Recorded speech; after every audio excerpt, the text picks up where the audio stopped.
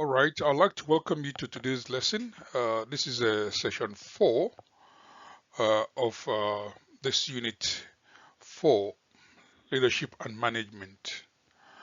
Okay, recapping from previous lesson, that was yesterday's lesson. Yesterday we looked at, we examined leadership and management theories and principles and their impact on the effectiveness of an organization, where we looked at these 5 different leadership qualities: transformational, transactional, contingency theory, charismatic leadership, and emotional leadership. Uh, do you agree that we covered this yesterday, and are you happy with it? Does anyone have question on this? Okay, so I'll move on to today. So this is today's lesson. It's a leadership skills overview. So here, leadership skills are essential for guiding teams, inspiring confidence, and achieving organizational objectives. These skills include communication, delegation, problem solving, and innovation. And we know that successful leaders also embody trustworthiness. They maintain a positive attitude and motivate others through inspiration and collaboration. So are you quite happy with this? And it will cover things like communication, delegation, inspirational motivation, and positive attitude. Is that clear what we're going to cover today? Okay, let's start with a question. What leadership skills do you think are most important in driving organizational success? Think about it. Communication is very important. Good. So here's a model answer: communication. So we have communication, delegation. These are essential for ensuring that tasks are understood and completed efficiently. And also inspirational motivation and trustworthiness. So all of the various skills, these interpersonal skills, are quite key in fostering team commitment and long-term engagement. Okay, so let us start with communication in leadership. Effective communication is a cornerstone of leadership, meaning it is the foundation, very, very important. Yeah, you're welcome. Okay, leaders must be able to clearly articulate expectations, actively listen, and adjust their communication styles to fit different audience. Different audience means different employees in this case.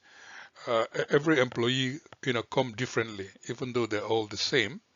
And so in communication, the leader would need to apply some sort of style, okay? Uh, and this could include verbal, written, and non-verbal skills. Are you all familiar with what this type of skills are? Verbal, written, and non-verbal? Verbal is like I'm doing now, speaking and you're listening, so it's more oral. Written is also, as you can see on the slides, uh, things that are written down. What about non-verbal? Who understand what non-verbal is?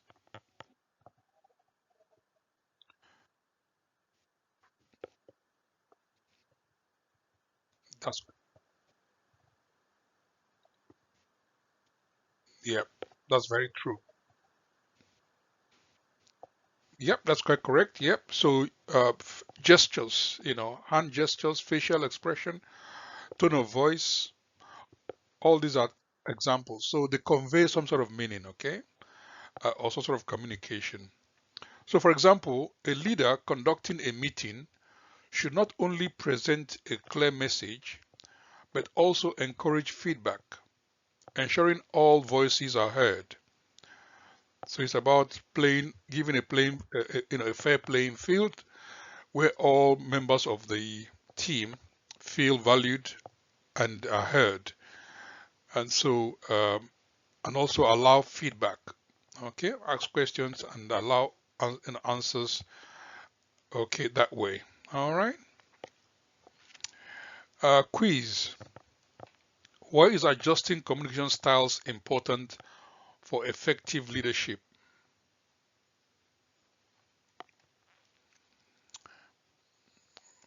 Okay, model answer. So different audiences require different approaches. For example, a senior executive may need high-level summaries, while team members may need more detailed instruction. Okay, and so in a kind of a management level, we have three management levels. At the top, you have strategic, middle, you have tactical, and at the bottom, you have operatives. You find that such a system, the people at the lower end, the operatives require, they deal with detailed data and a lot of explanation and direction and leading and coordinating and supporting. But the people at the top, when the data is sent across to the top, to the strategic management, you send only summary data, which may include things like graphs, pictures, you know, to the people at the top. So the different people require different styles, of communication, as the case may be. Okay. Next, we look at delegation in leadership. Delegation is the ability to assign tasks effectively while retaining accountability or responsibility. So, as a leader, you should be able to delegate stuff. Good leaders assess the team members' strengths and provide clear direction, empowering their team to achieve goals. Okay, so otherwise you can get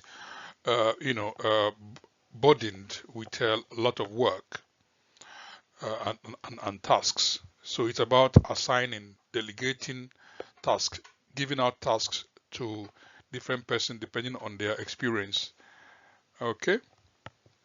For example, a project manager assigns technical tasks to an IT expert while taking on strategic oversights themselves. Okay, so it's a way of division of labor, so that and then oversee the labor. So the work of the leader becomes delegating oversight function. Look at this case study here. A manager struggles to delegate tasks and ends up overburdened. How could better delegation improve team productivity?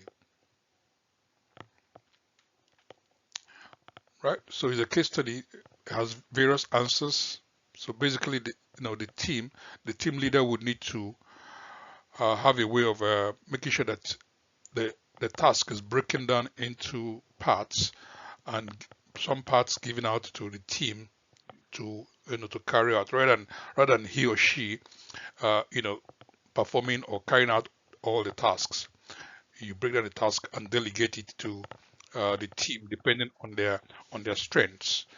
So that way you as a leader have more of an oversight function to do. So that's delegation in itself. Okay. We also have what is called inspirational motivation. Here, inspirational leaders energize and motivate their team by communicating a compelling vision.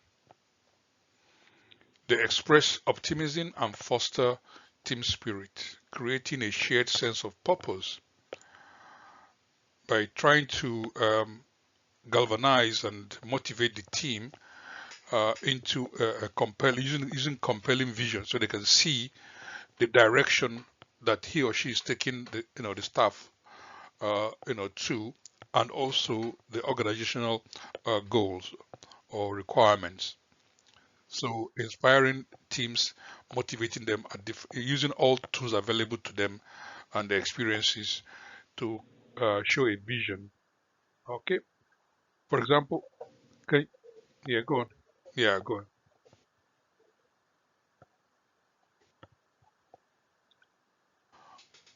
Oh, you can see only the first slide.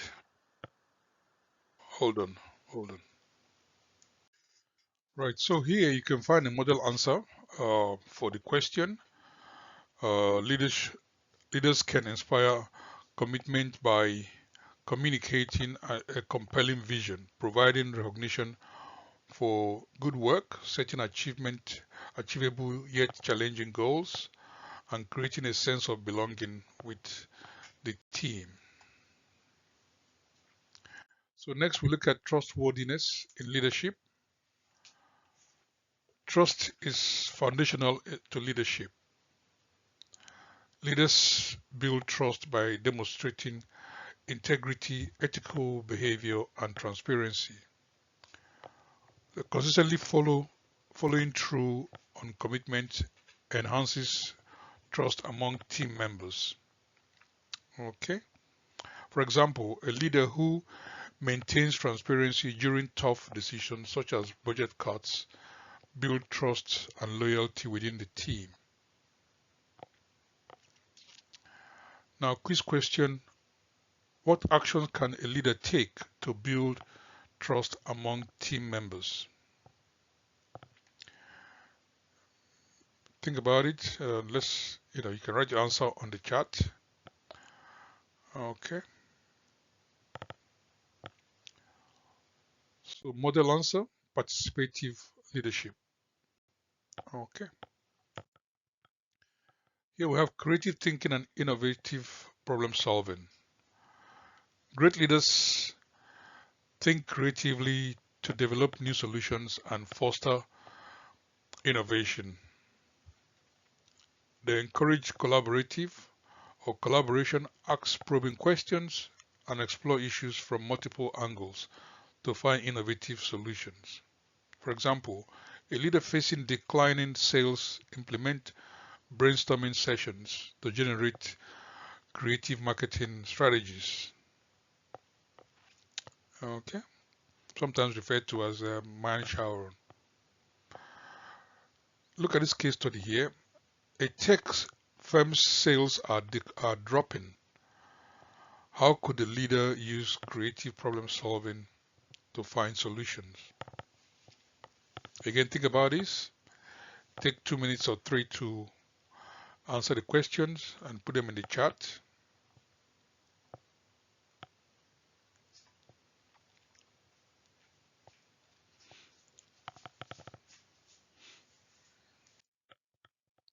Next, we look at leadership competence overview.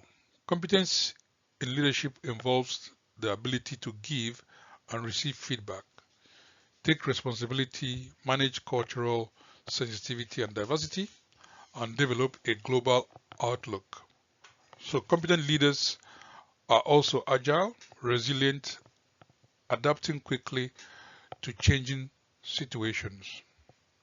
And the key competencies from this will be giving and receiving feedback, taking responsibility, managing cultural sensitivity and diversity, having global outlook, and the agility and resilience. So why is agility important for leaders in today's fast-paced environment? Again, take another minute or two to do that. Answers in the chat.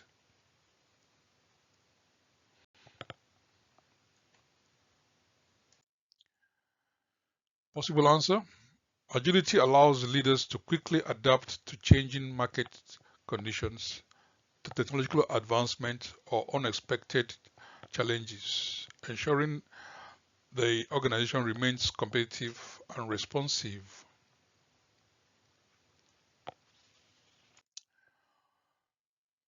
Let's home in on giving and receiving feedback. Effective leaders provide timely, constructive feedback to improve teams' performance and foster a growth-oriented culture. Timely means you give the feedback to your team in a time-based fashion. That means, if possible, in 2 hours after the observation or before the end of that very day. That way, you are providing a timely feedback, which is of course is constructive.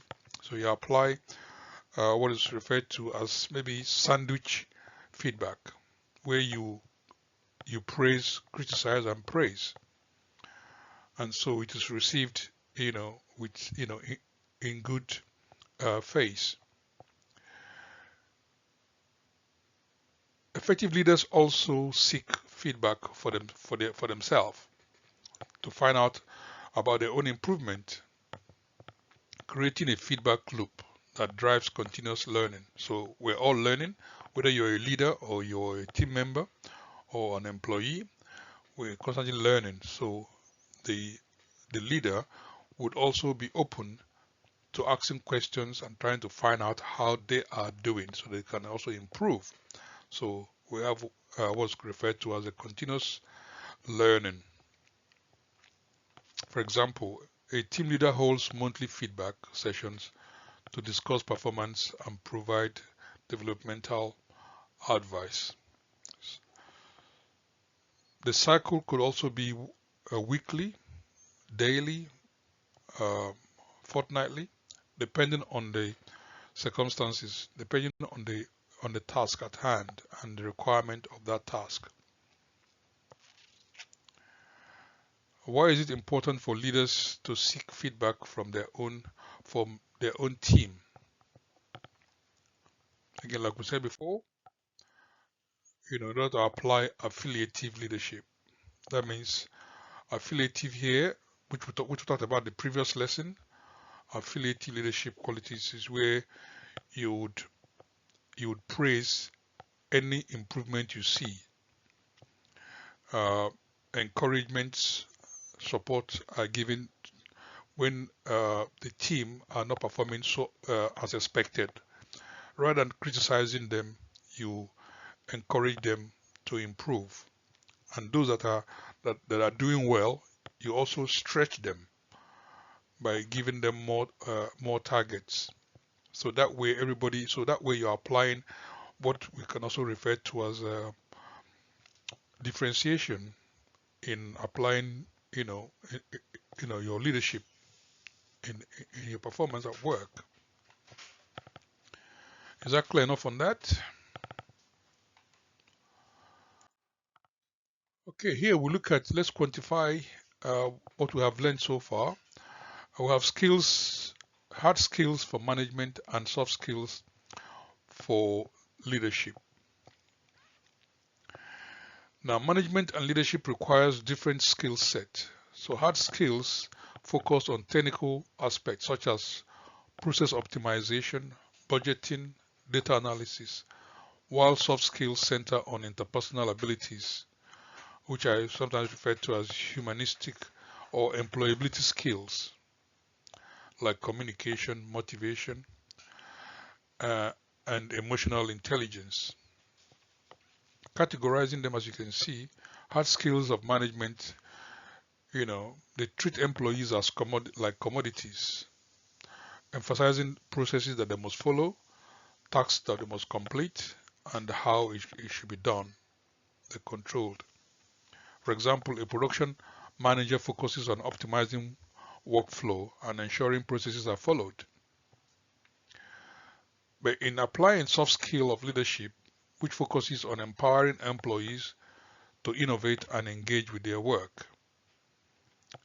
So at Google, employees are encouraged to explore creative projects that resonate with them,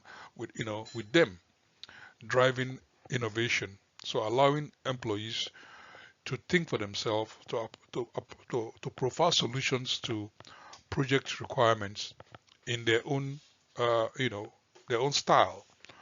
So that way, the company like Google is open to innovation.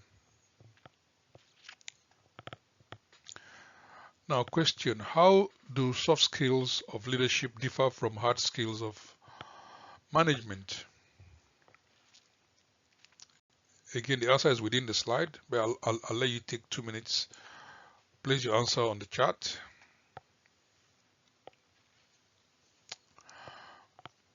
Next, here you have the model answer. I focus on empowering employees to innovate as opposed to seeing employees as commodities that must follow laid down processes.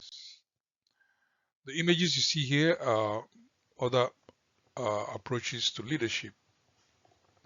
Okay, innovative leadership, authoritative, pace setting, servant master, transformational, and charismatic inspiration leadership.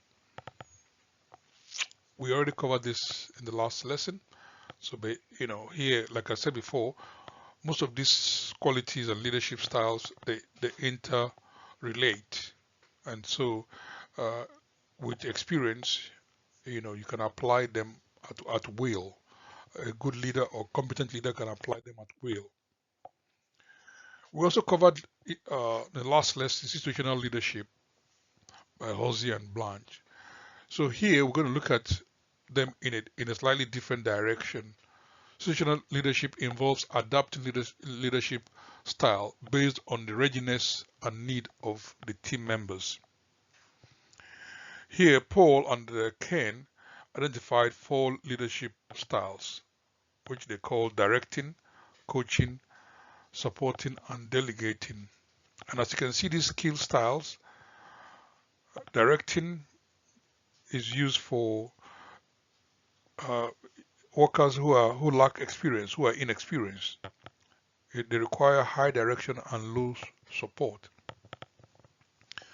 And with the team that have high direction or that have that you can apply coaching where teams require high direction and high support. So this is best used with leaders with provide advice, where you provide advice and encouragement. With supporting, this is used with more experienced team members that require low direction and high support. Low direction because they have more experience, and so you delegate, not necessarily delegate, you allow them to carry on while you monitor and support. But with delegation, as you can see, it requires low direction and low support. Here, control is sometimes handed over to the followers or the employees. Okay, because they're trustworthy, and such delegation or delegates can become supervisors or team leaders because they understand the task and they're able to deputize for you when you're not there as a leader. Case study: a team of new hires struggles with a complex project. What situational leadership styles should the manager use? Again, this is new hires. New hires means new employees, inexperienced employees. So the answer will be directing.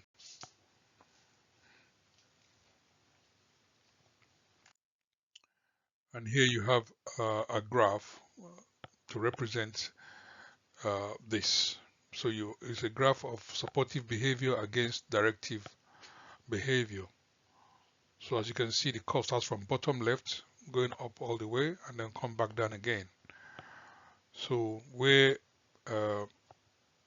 team requires low support and low directive, you delegate. Where they require high support and low directive, you support. And where they require high support and high directive, you coach. And where they require low support and high directive, you direct. Okay, is this clear enough? Right.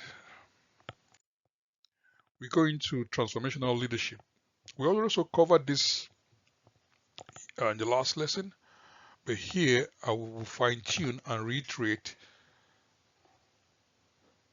because transformational leadership is quite important in leadership and management. It inspires followers or employees to by providing a compelling vision, encouraging innovation, and promoting personal development. This leadership style focuses on motivating followers to exceed their own interests for the greater good of the organization. So it's a way of encouraging and inspiring teams to not only focus on their own interest, but to focus on more on the greater good of the business over a period of time. So, and they can develop that way. They can innovate by allowing them to, as they get more experience, to think for themselves. They can go on different courses, both internal and external courses, to develop themselves, and they can see themselves, show them how they can see themselves within a space of 3 to 5 years, where they can be in the organization. So that way you're selling as a leader, transformation, using transformational leadership qualities. You're showing them, you're compelling, you're showing a compelling vision to the, to the team. A typical example would be Elon Musk. He motivates team by challenging them to think about the future of sustainable energy and space exploration, electric vehicles, and today he's also doing smartphones. So all these are ways in which they build wealth. So not only do they form the business and make it open for other individuals with skills, employees with skills, to think outside the box, be creative, innovate, and provide solutions to everyday and general tasks. That way they develop more and more. And such other companies are people like uh, Jeff Bezos of Amazon. Uh, you have Google as well. All of these, Apple is another one. All of these are high-tech organizations who uses transformational leadership qualities to improve their wealth and improve people as well, their employees. So question, what makes transformational leadership different from other leadership styles? You can think about this, write your answer on the chat. Take 3 minutes to do that. Okay, possible answer. Transformational leadership focuses on inspiring long-term change by motivating followers to exceed their own self-interest for the greater good of the organization, often resulting in innovation and personal development or growth. Here you find 4 dimensions of transformational leadership. And as you can see, individualized consideration, inspirational motivation, idealized influence, and intellectual stimulation. And below you can see what they simply mean. Okay.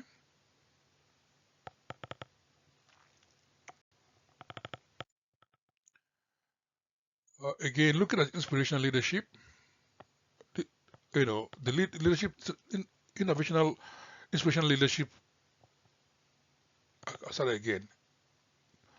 Inspirational leaders motivate their teams through a compelling vision and charisma.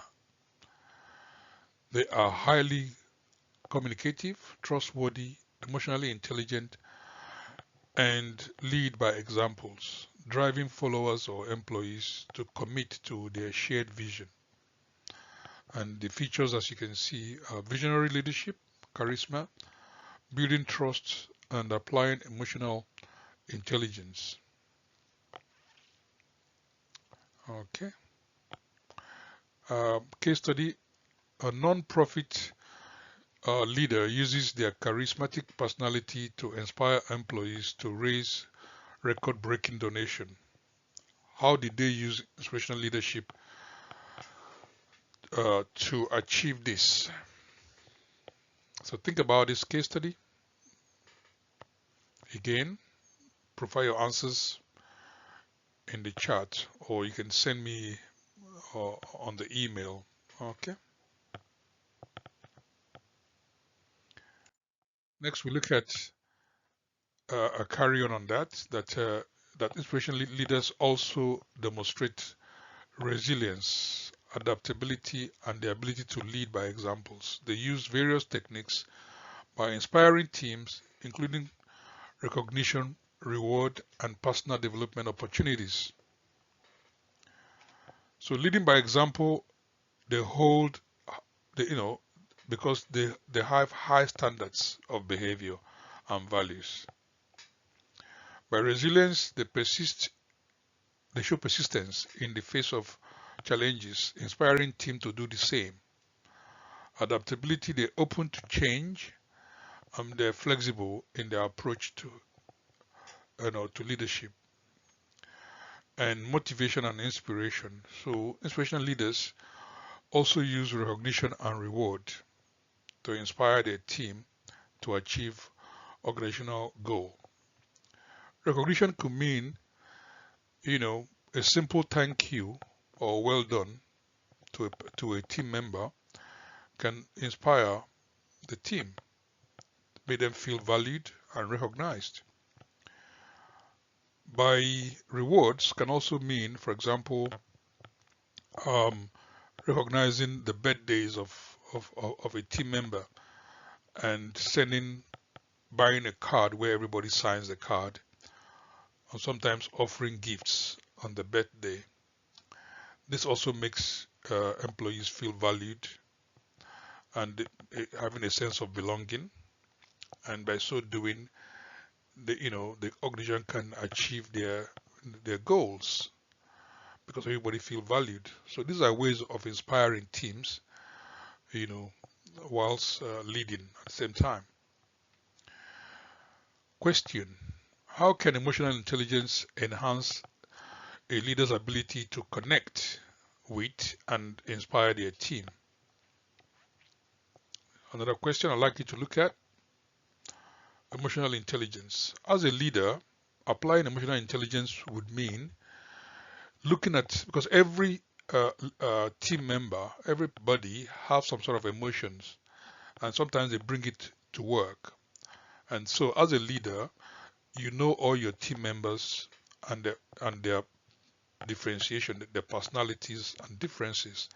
And so, you applying emotional intelligence at any given time, depending on the trait you see on a particular day, will enable you to support and recognize an employee's effort within the organization. And so that would help to connect with employees and and at the same time inspire them at the same time.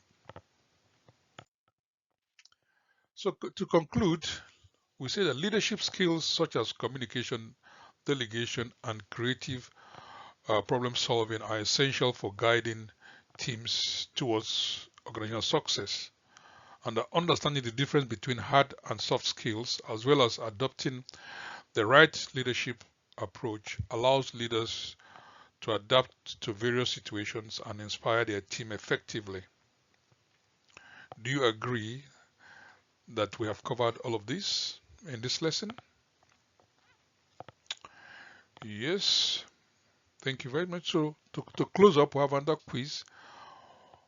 Um, how does transformational leadership differ from situational leadership?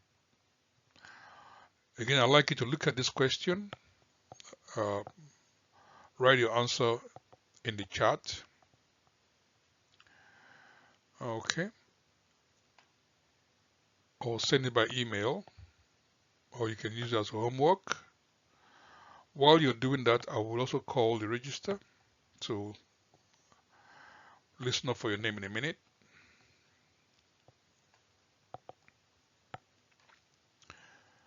Okay, let me show you, give you a model answer at this stage. Model answer: transformational leadership focuses on inspiring and motivating change through vision and innovation, whereas situational leadership adapts the leader's style based on the team's need and maturity level in a given situation. Now, I've only given you a brief response. I'd like you to research this and expand more on this for your own good. You can submit your research by email. Okay.